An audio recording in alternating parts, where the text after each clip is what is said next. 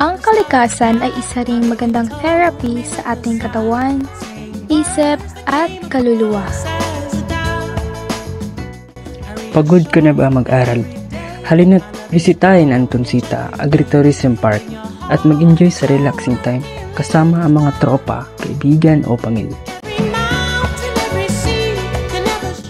Bukas sila tuwing weekdays, mula sa 9:00 ng umaga hanggang 9:00 ng gabi.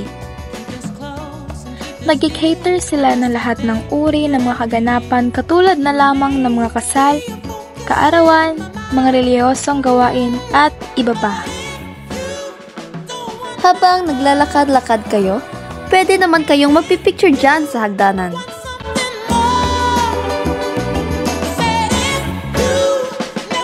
Meron silang mga kubo na pwedeng-pwede ninyong mauupuan.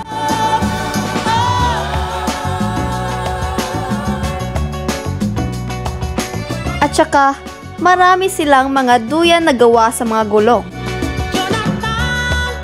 Bigyan ang iyong sarili ng pahinga at subukan mo ang kanilang mga katutubong pagkain na talaga namang mapubusog at matatakam ka.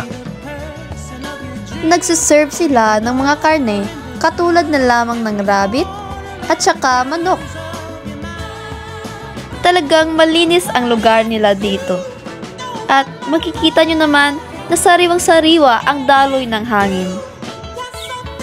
Tayo na't magpahinga sa mga nakapapawing pagod na tunog ng kalikasan.